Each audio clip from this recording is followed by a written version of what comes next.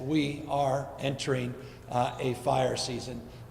We just got out of a fire season in this state. Some have argued there are no longer fire seasons in the state of California, that it is a year-round challenge for all of us. But I want folks to know we are mindful of the threats. We are mindful of the understandable anxiety that this time of year presents to people, in addition to what's going on with COVID-19. And I want folks to know that we have been preparing for this upcoming wildfire season, and we're not stepping back our efforts. We're in fact stepping them up. The budget I will announce tomorrow will include enhancements for wildfire preparation and preparedness across the board, as well as suppression strategies and opportunities to be more resilient in our recovery strategies. In a moment, I'll lay out some very specific examples of budgetary enhancements, but let me just lay down a predicate. Just this last week, 246 wildfires have occurred here in the state of California. We just ran some numbers from January to May 10th last year. We had 675 wildfires. From January to May 10th this year, we've had 1,135 wildfires. Represents roughly a 60% increase this year compared to last year in the total number of wildfires. Doesn't surprise our team here, doesn't surprise many of the experts. We have had a below average year of precipitation, the snowpack substantially below where it's been, or at least was last year. And so as a consequence, this has only reinforced our desire to do more and to be better in terms of our preparation. We had announced last year that we were focusing on 200 vulnerable communities in the state of California, and really focused our efforts on 35 high-profile vegetation and fuel management projects. 34 of those 35 have been complete. The one that's been delayed a little bit will be done in just 8 days, and that's around Highway 17 in the sort of south of Santa Clara County, more towards Santa Cruz. That project has been a stubborn project, but finally will be complete, as I said, just in a matter of days. We continue to do more than we've done in the past on defensible spaces, and Chief Porter will come up. He'll talk perhaps a little bit more about some of those efforts. Our fuels management and vegetation management are not just focused on those 35 high-profile projects. They exist and persist all throughout the state of California. They're complemented by private sector work in that space, by local work in that space, and by the state's efforts themselves. Some 450,000 acres in 2020 will be advanced in terms of the fuels management, in terms of the vegetation management, in some cases some prescribed burns, and others some reforestation. In that portfolio, we're getting more work done than we have in the past. It's still not where we need to go as a state. The size and scope of the state, we still have a lot more work to do in the future on vegetation and forest management, and there is no substitute for the work the federal government can be providing and advancing in this space as well. And we encourage, as always, our federal partners to help us with these efforts, because the overwhelming majority of land that exists in this state, wildland, is federal land. A very small percentage is state land, and again, private and local land. And so we continue to advance and look forward to securing even more support in that space. In an effort as well to secure support, we recognize that this season, fire season, always is anxiety-inducing for an additional reason, and that's the issues of PSPS. Those are 4 letters that most Californians, at least in Northern California in particular, are familiar with, but those in Southern California as well. These are the power shutoff that we experienced in record numbers last year. In an effort to do more and do better, as you may recall, a few months ago, the top story that focused our attention and focused our efforts in the legislature and in my office was working to help get PG&E back on its feet and out of bankruptcy, and to help the 3 other investor-owned utilities, or 2 others, 3 total in the state investor-owned utilities, to be more secure, not only financially, but more secure in their capacity to invest in your future, in our collective future. And what I mean by that is to make the investments themselves, independent of the state, federal, local, and private sector, to invest in their own efforts to secure their wires, their poles, to advance their undergrounding, to focus on secularizers and making sure that they have greater capacity in real time to have information with infrared cameras and weather stations, their efforts to do more on their own vegetation management, to secure their own aerial fleet, to provide more air support for recovery efforts, to do more on your behalf to secure wildfire safety and public safety. I want to update you just in those efforts. You may recall there was an effort that the legislature and our team advanced that required certain things from our investor-owned utilities. I want to update you on what those are and remind you how important they are to our larger wildfire efforts.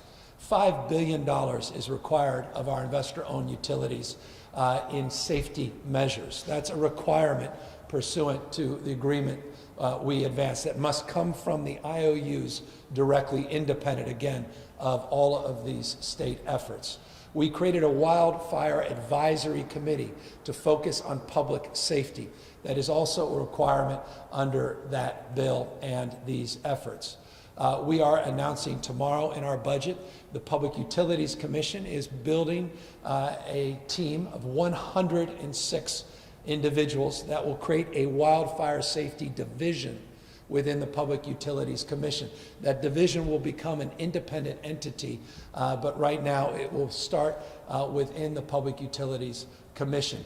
That division will 24/7 oversee the efforts of all 3 of our largest investor-owned utilities. We have a monitor now that we have put in place, for example, at PG&E, to independently monitor their safety efforts. We have safety mitigation plans, what we call wildfire mitigation plans, that are a requirement to be certified by the boards of these utilities and then ultimately by the Public Utility Commission with an advisory committee that will advise the commission. It's a way of saying we are in a place we've never been in the past in terms of oversight and accountability and transparency with our investor-owned utilities to help support these wildfire mitigation efforts. I am not naive that these utilities are where they need to be. Quite the contrary. In fact, PG&E is still in bankruptcy.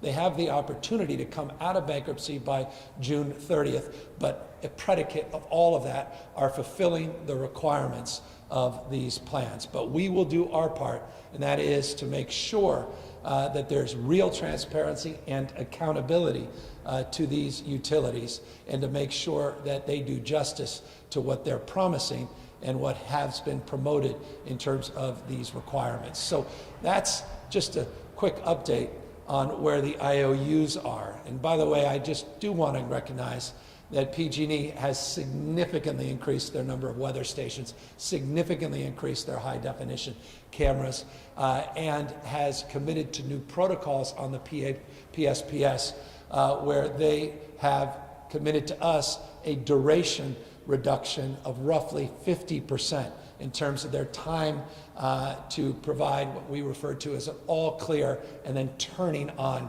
your lights. We'll hold them to account in that respect. I don't hold my breath in any of these categories. We've been sobered by the reality of PG&E in particular over the last number of years. But we are emerging in a different frame, in a different space, and a different framework of engagement now and oversight that I hope can allow people to rest, well, maybe not with both eyes closed, but one eye open, but rest assured that we are taking these efforts very, very seriously and holding this company to account in ways they haven't been in the past. So from the IOUs to the work that the Public Utilities Commission will be doing, to a budget that will increase at the Office of Emergency Services over the existing baseline budget approved last year by $127 million. We will be improving the budget of the Office of Emergency Service to provide for ongoing monitoring, not just of oversight related to wildfires, but also all other hazards. We talk in terms of all hazards. That includes earthquakes. And I'm, again, maybe just being born and bred, 5-generation Bay Area resident, San Francisco resident. Earthquakes continue to be top of my mind. There's $17.3 million in this budget for our early warning system, for our earthquake system. We're going to transfer our Seismic Safety Committee into the Office of Emergency Services for stronger integration, $2.2 million of budget enhancement that I'm recommending for the legislature's consideration. We'll announce tomorrow. In addition to that, we are looking to do more in terms of our disaster assistance, some $38.2 million of enhancements in that effort. I referenced PSPS. We're going to put $50 million in the budget to help support grants for local counties to help in their efforts around PSPS. And by the way, that matters this year in particular because there's some concern around PSPS turning off the lights during the election. And so we want to secure the election as well. And so those dollars are for that consideration, in addition to other considerations as it relates to backup generators and more broad planning. Speaking of planning and preparedness, there's an additional $9.2 million for baseline support for a number of individuals that we believe are important to enhance the Office of Emergency Service in this category as well. Speaking of categories, I have neglected one, and it's important as I segue and introduce Chief Porter, and that's CAL FIRE in particular.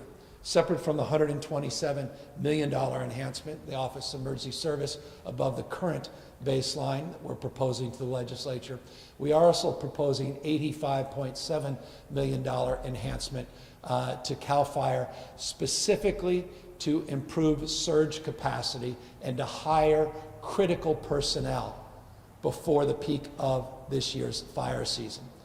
Roughly 600 additional personnel, we believe, are needed to protect people from wildfires to the extent we can protect you and help mitigate the ferocity of these wildfires. So this is a significant enhancement in terms of the overall ranks at CAL FIRE, and we're just going to hold the line on that. We're going to work with the legislature, and I hope together we can hold the line in terms of the importance of these personnel. So that's an enhancement in that space. I could mention a number of others from work we're doing with Technosilva in terms of predictive modeling, which is important, new tools, new technology that we'll bring to bear, which will also help with our wildfire efforts. But foundationally, people.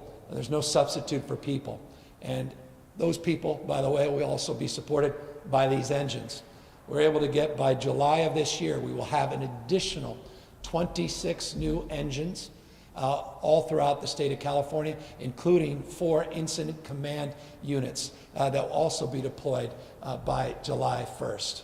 We're going to have other equipment, even outside of just these engines, and they include new Black Hawk helicopters.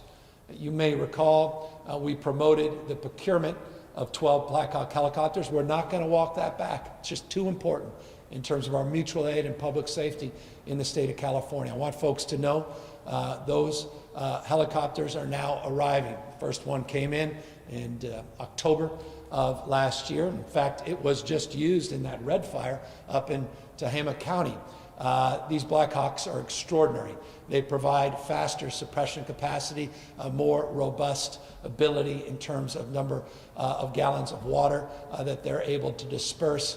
They're safer for our personnel in terms of redundancy, double twin turbine engine. I can go on and on with the specs of these. I think they're S701 Blackhawks, but 12 of them are coming in. The first one came in October. Another one's coming in this month.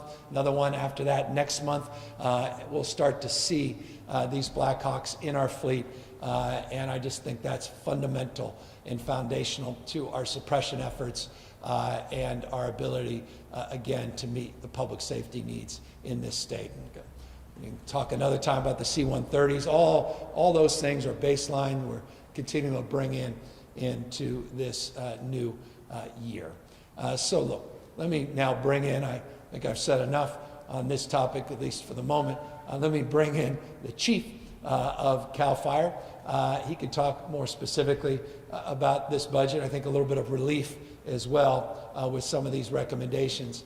But you'll be seeing plenty, I think, sadly, of Tom Porter over the coming weeks and months, as is the case every fire season in this state. The hots are getting hotter, the dries are getting drier, the wets are getting wetter. There's a new reality.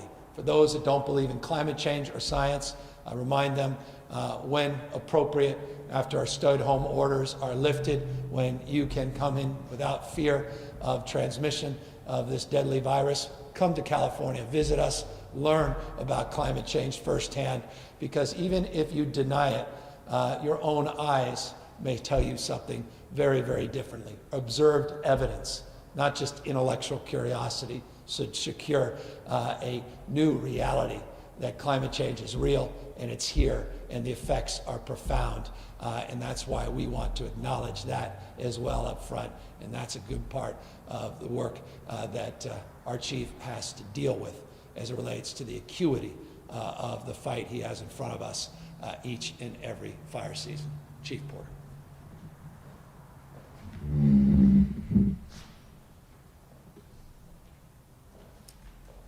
Thank you, Governor. I'm going to cover three things.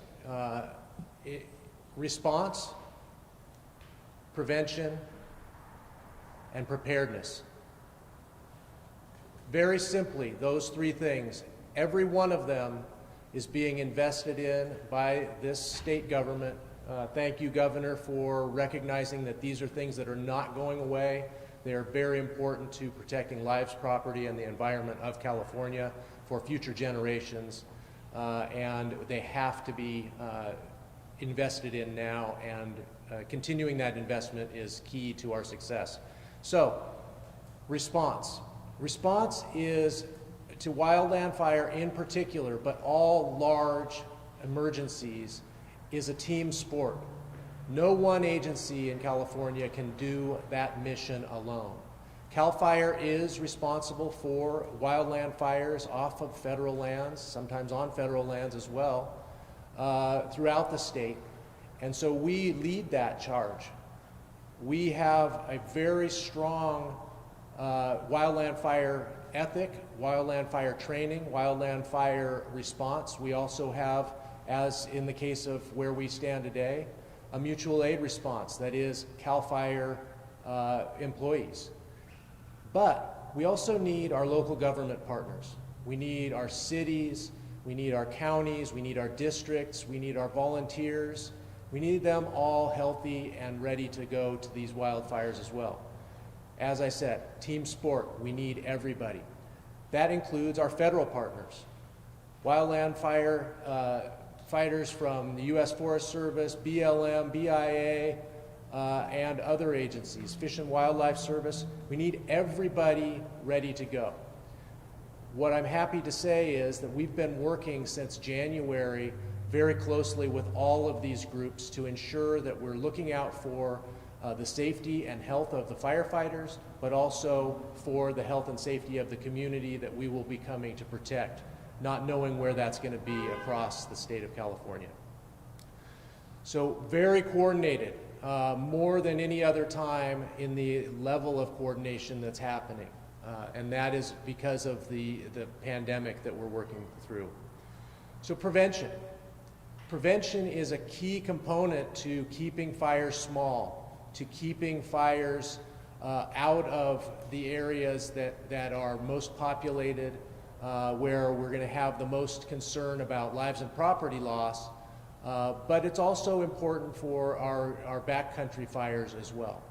The reason I bring up prevention is I had a conversation with the chief of the Forest Service, Vicki Christensen, just yesterday. Asked her the question about what do you see as the need for being proactive this year and putting all of the fires out as quickly as we possibly can.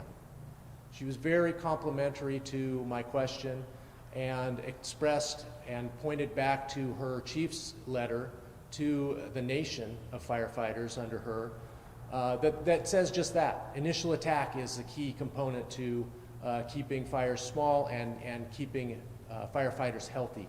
I am going to continue to push that with my federal partners. Everybody's on board. As I said, we've been talking about this. This is a very key component.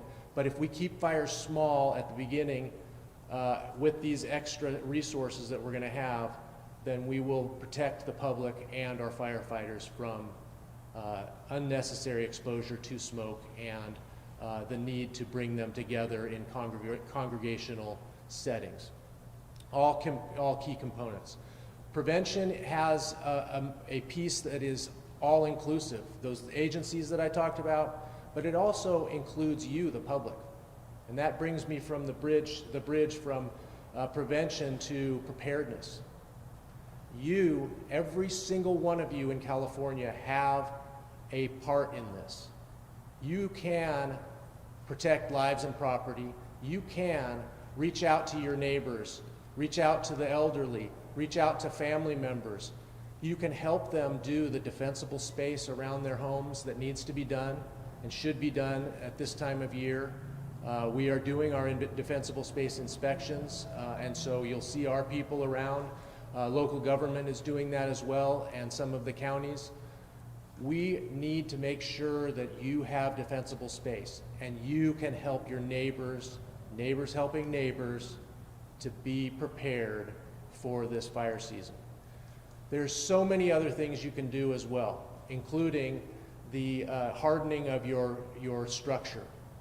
Hardening of your structure is something that you can do. Again, you can help your neighbor do, and that will make it more resistant to burning down in the event of a fire coming into your neighborhood. There are some very simple things that you can do.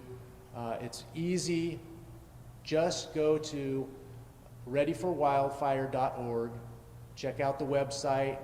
It has checklists. You can see how you're doing. Very important information there. There's also an app that you can get on any mobile device that will take you through the exact same thing. It'll give you a shopping list that you can take down to Home Depot or Lowe's or your favorite store and get the supplies that you'll need to do that. So if you will continue to work on that piece, you will be a hero in the wildland fire setting in California. And every single Californian can be that hero. We will work on the wildland fire problems in the backcountry and in the canyons and wildland spaces, continue to do the fuel work that the governor mentioned, and that is what we will do and commit to, and we will respond to every single wildland fire that occurs in the state this year, and there will be tens of thousands. Thank you, and I look forward to the governor's comments on this. Obviously, Chief Porter will be available for any questions. Look, I know this is rote, it's a tired cliche, but you got to walk and chew gum at the same time. We're focused on C-19, we're focused on coronavirus mitigation, trying to do our best to suppress the spread at the same time. We've got to mitigate and suppress these fires as we move into wildfire season. This is top priority of this state, the legislature, and our administration, and I want folks to know that we are not going to step back despite the economic headwinds of our responsibility to meet this moment as well as we try to meet so many other moments in the midst of this crisis. I want to also just thank, because he's here, Mark Ghilarducci and his team at the Office of Emergency Services for his advice and counsel through this budget process, and the good work his team is doing to prepare for wildfire season. The mutual aid system is second to none. That mutual aid exists within the state and exists outside of the state of California. And all I can say before I update you on the daily numbers is the Western pact we have with Western state governors related to the COVID-19 response is a perfect bridge from that response to bridging into our collective response and responsibility as Americans to one another to help support their wildfire efforts as well. And so it's just another one of many examples of what a pandemic can do in terms of bringing people together, forcing conversations anew, and developing partnerships in a collaborative spirit that will transcend that crisis and benefit us as we move into other challenging moments in our state and our nation. With that, let me just move in to the daily update and briefing in terms of the total number of people that have been tested positive over the last 24 hours for COVID-19, total number of lives lost, update you on some trends as it relates to ICU numbers and hospitalization numbers, and also want to update you on the number of counties, including this county, that have self-attested, self-certified that they have a containment plan and are being advanced into a deeper part of our phase 2. So let me try to break that down in order. We had 1,759 additional people tested positive yesterday for COVID-19. We were able to test over 32,222 individuals in the last 24 hours. Now we have tested over 1,065,000 people in this state since we began our testing process. Tragically, we lost 87 lives in the last 24 hours, 87 families torn apart because of a tragic death and loss of a loved one. It is a sobering reminder that people are still dying from this virus. People are still transmitting this virus. People must continue to take this seriously. This virus has not disappeared. It has not gone away. And as we enter into fire season, we have to also be cognizant that as we increase our ranks and personnel, that we keep our first responders healthy as a top priority so that they can keep us safe as we move forward. For no other reason, for those out there that feel like they're immune to the transferability of this virus, I hope you'll consider the first responders of your communities, the heroes of our communities, and consider their safety, their health as well, because we are not out of the woods as it relates to COVID-19 in this state. We had some good news with our ICU numbers yesterday, down modestly, 0.3%. You've been noticing a little bit of a trend with ICU rates over the course of the last number of weeks, some stability, and now seeing some modest decreases most every day. Hospitalization numbers stable without the modest decreases, 0.5% increase in the total number of those hospitalized in this state over the 24-hour reporting period. So well within 1%. Again, stabilization over the course of many, many weeks now. This is a very different state than other states where you had huge peaks and decreases. We've had stability for many, many weeks, and we're seeing modest decreases in ICUs, a little bit of a decrease trend line in hospitalizations. Death numbers continue to vex. Yesterday was more modest. Today, 87 lives tragically lost. Again, one size does not fit all. California, I've said it many times, is many parts, one body, one state, one responsibility, larger responsibility to each other, but each part of the state has different conditions, including El Dorado County, where we are today. Many counties fall into that category. I mentioned yesterday that 2 counties, on the first day we put out guidelines, were able to move forward with self-attestation around their containment and plans to secure the health of people within their communities. It allows them to move forward with dine-in options and move forward with more personal services in their communities. Today, we now have 10 counties that have fallen into that category.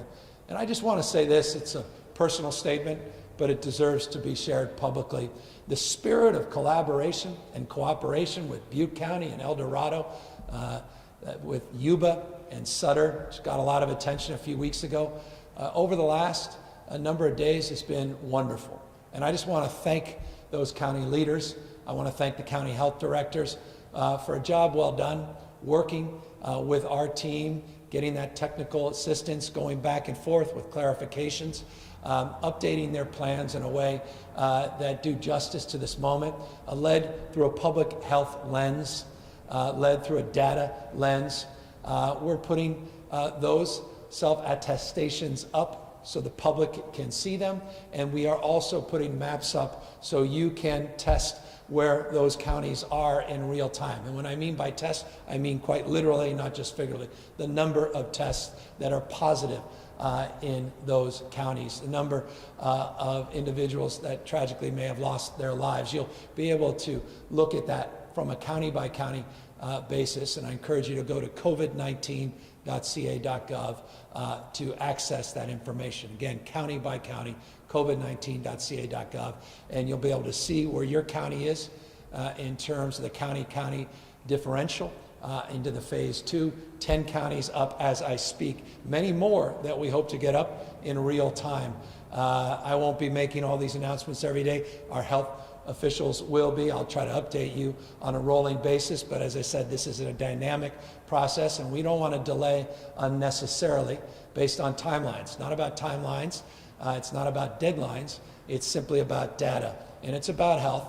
And once those indicators and once those plans are in place and those indicators turn green, we will continue to make announcements. I think we're up to 31 consultations, different counties that we've been engaged with. Most have gone very well. Some are, not where they need to be, and we're going to try to do our best to accommodate, work through some issues. I've yesterday and the day before mentioned some of those counties, Kern among many others, where we're just trying to work through some issues and just know we're doing our best in real time to accommodate. But there's certain foundational health issues that must be met first before we can move forward. But again, we're not ideological in terms of that engagement.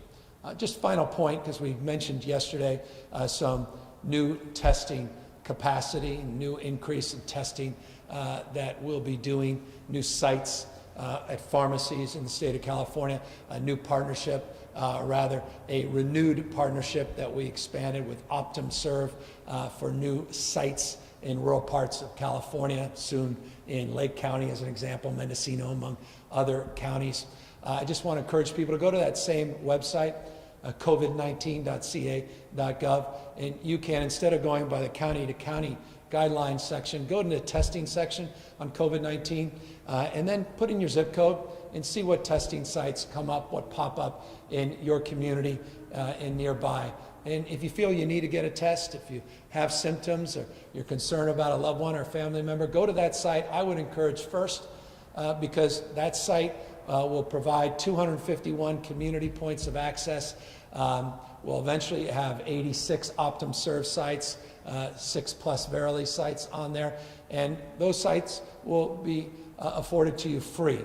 You don't have to come out of pocket in terms of the costs of those tests. There are other pop-up facilities everywhere, but in some cases they ask for cash up front, or they may just bill your insurance company. You may have a copay component. I just encouraging people to take advantage of trying to get these tests for free, because I know the economic anxiety is real for folks, and that's an impediment for many people, and we don't want that to be an impediment. We want people to know that they should access those sites so that they can know their own conditions and know that they are in, well, whatever condition the test results prove that they know that they can also begin the process of accessing support, treatment, and the like. So that's the update for the day.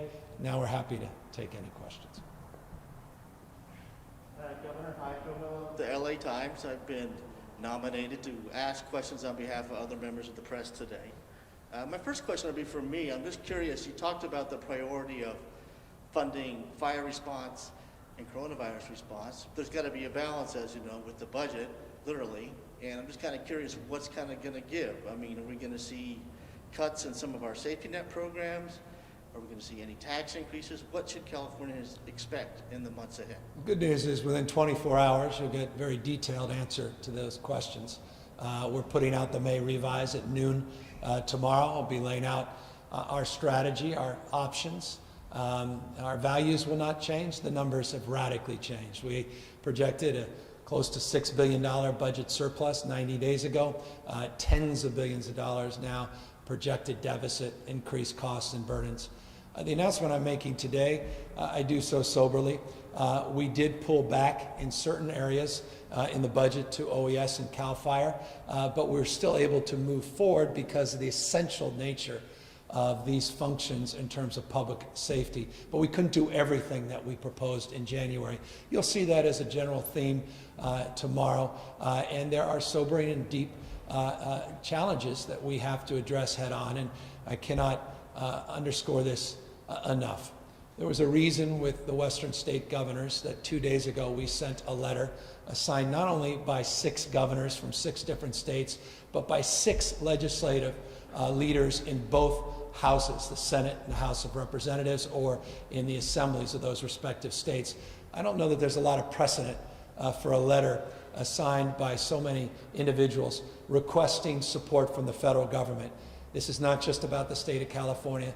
These deficits are so profound and so pronounced for one thing, COVID-19. The federal government must do more to help support these states.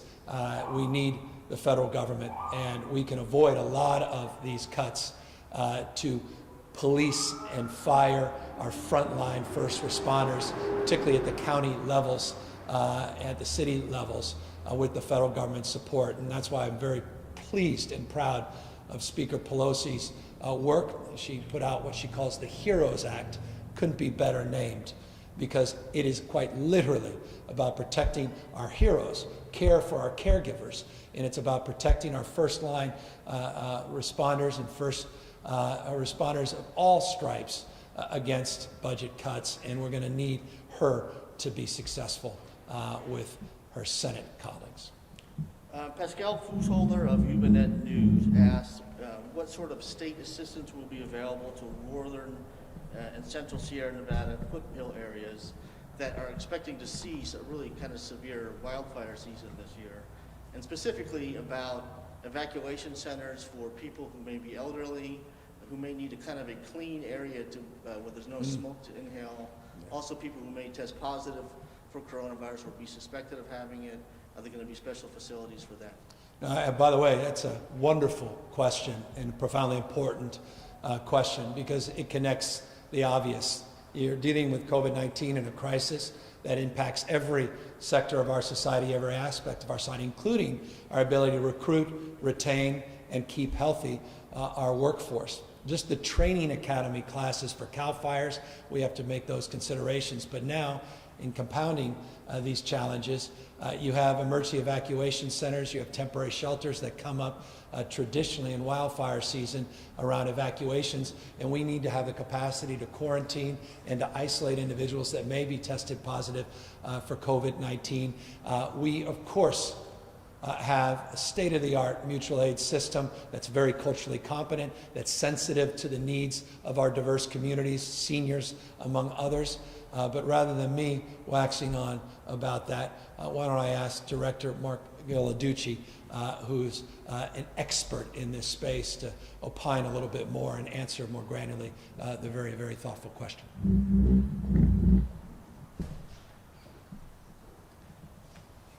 Thanks, Governor, and thanks for the question. We have really actually been doing a lot of thought about this, and we've been working with our colleagues in the Red Cross and our sheriffs across the state who are involved with evacuations, our local emergency management community thinking about evacuating in the advent of a COVID situation, and it would look different. We're looking at evacuation centers being segregated, maybe COVID maybe versus non-COVID. We're looking at possibly using hotel solutions where we have the opportunity to put evacuees in hotels, single rooms, versus congregating in a large sort of like a dormitory or a school gymnasium, which we typically use. We're looking at, in the event that we do gymnasiums, putting in partitions and segregating appropriately, putting air cleaners and air purifiers in place, being able to work very closely with the incident management teams and CAL FIRE or our local governments to ensure that if we're going to do an evacuation, we maybe evacuate sooner to give more time for people to move into areas of more secure refuge. So, and evacuations areas could be a little further out, or there may be more of them to be able to address the need to have the social distancing that's required in these cases. Look, this is not a perfect solution. We're obviously going to be working through these in real time, and we're going to be assessing each individual case as they're presented to us. But we really thought through a lot about what does evacuation now look like in the advent of COVID, and we do have a number of protocols that we're working with to be prepared for this year.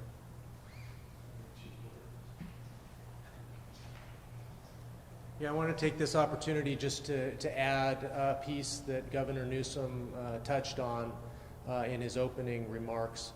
That is Techno Silva. So we have entered into a contract with a company that will allow us to future fires, meaning grow them ahead of when they actually are on the landscape.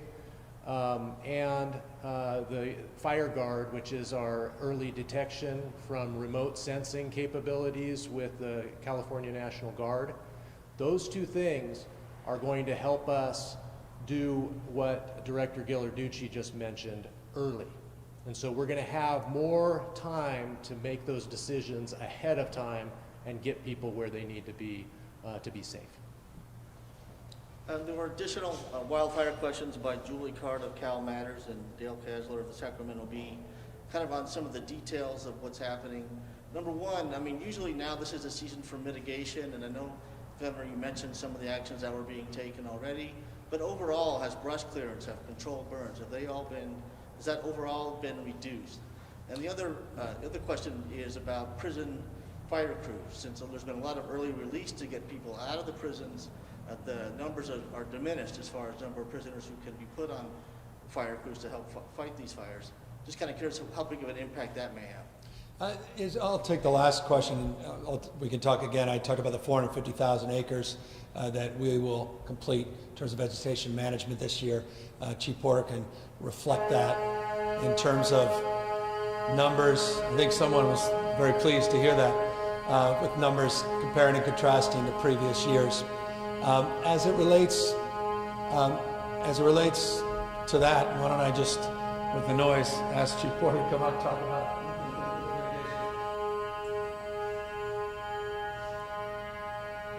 So fuel reduction was covered earlier, and we this year are halfway to our goal of 45,000 to 50,000 acres just by CAL FIRE.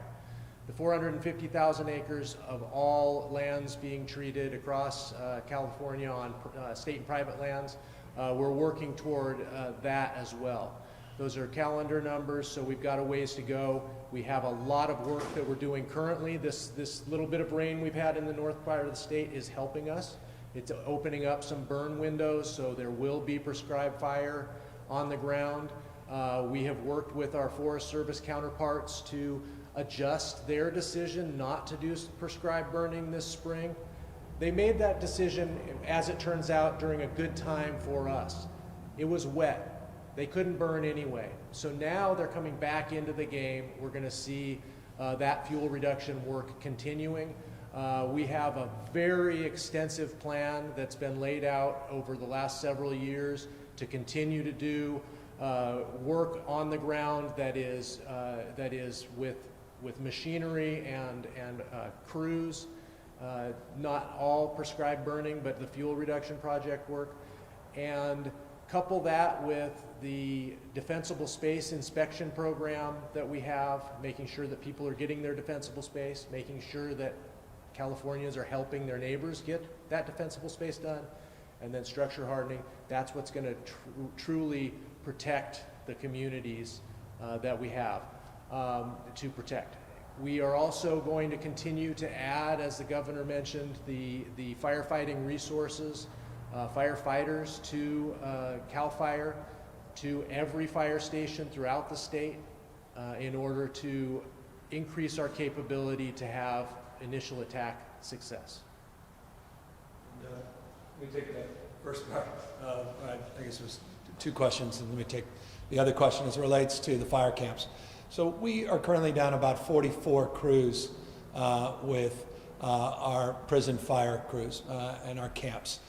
We project, this is a projection about being down about by 80 crews.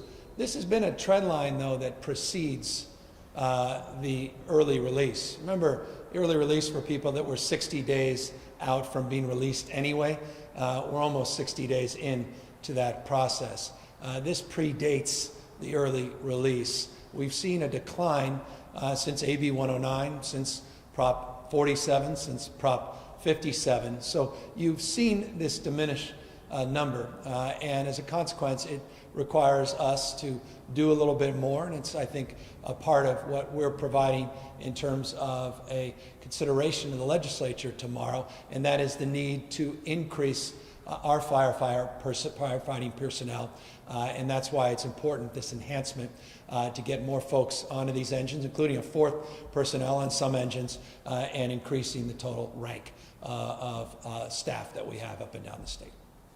I have a question from Kathleen Ronayne of the Associated Press, asking, now that a handful of counties have been allowed to open up, are you worried that people leaving still closed counties to dine or otherwise recreate in the reopened counties? And what's your message to Californians about traveling around the state between places that are more restrictive to places that are less restrictive? Yeah, we've made that clear from day one when we introduced the guidelines that we maintain maintain as an advisory that people not travel for non-essential purposes, and going in and out of the counties would defeat the point of having county variations. There are, however, large parts of this state where a lot of the counties are moving together, and you'll have multiple jurisdictions. These are regions, not just counties, that are larger than many states, where all of those counties are in unison in terms of their advisory. So it's less significant in that respect. But no, this is the big challenge. You open up a dense urban environment right next door to a community that's not opened, people start rushing into that dense urban environment and coming back into their community. And that's why we want a regional focus, a county focus, bringing in other cities, and that's beginning the process of regionalizing. To the extent we can broaden county by county in either larger regions, we encourage that. So common sense dictates, and those advisories have been consistent, and they're part of the guidelines we put out. All right, I got several questions about Elon Musk. What kind of signal does it send to small businesses that Tesla is operating the Fremont plant in flagrant violation of Alameda County's health order, while most businesses are following the rules? What, if anything, is the state, or should the state do to crack down on that? I'll remind people, in the state of California, we are allowing manufacturing, logistics, and warehouse work to resume. Our guidelines were lifted weeks ago. Alameda County has different rules and different regulations. The county adopts those rules and regulations from an enforcement prism. As you know, as many people know, they have made public announcements that they have worked with Tesla and they have put together a process where they will reopen. Both the county made that public and Tesla concurred, so progress is being made in that space. Anytime there's friction, we hope to make progress. This is a broader point. This is a county issue. The state allows for manufacturing. As it relates to county jurisdictions and enforcement, I would encourage them to do what we do as a state. When the state does enforce, we try to work with people. It's not ready, fire, aim. It's ready, aim, fire, trying to figure out what the issue is, trying to work things out. If people refuse to work things out, then you have to ratchet up those conversations and those efforts. But we seek not to be punitive at first, and it sounds like, based upon the progress that's been made public with the county and Tesla, that they were able to resolve their issue in fairly short order along those same lines. Okay, got a question from John Ferrarini of the Bay Area Reporter. He said that earlier today in a conference call with reporters, LGBT advocates blasted you and the state health department for failing to collect data on how COVID-19 is impacting the state's LGBT residents. Will you be issuing an executive order to require health officials to ask people about their sexual orientation and gender identity when they are tested for the coronavirus? Yeah, God bless. I've been very clear that this information, we want this information to be forthcoming. We care deeply about providing and receiving that information, or having the benefit of that information being provided at the county level. We're working with Scott Wiener, who's been outstanding leader in this space. He has legislative effort to do just that, and we have been in constant contact, including not only with him, but the LGBT caucus on this issue, and so we look forward to working with him and resolving. And the community is absolutely right. That information has not been forthcoming, but let me just make this crystal clear. For decades, we have been underreporting in the LGBT community space as it relates to issues that are important to the community. That must change. That predates this pandemic. And working with the caucus, working with Senator Wiener, we hope to have a legislative effort very shortly, my desk, that will allow us to move forward by going together. But I'm very deferential to the work that Senator Wiener is currently doing.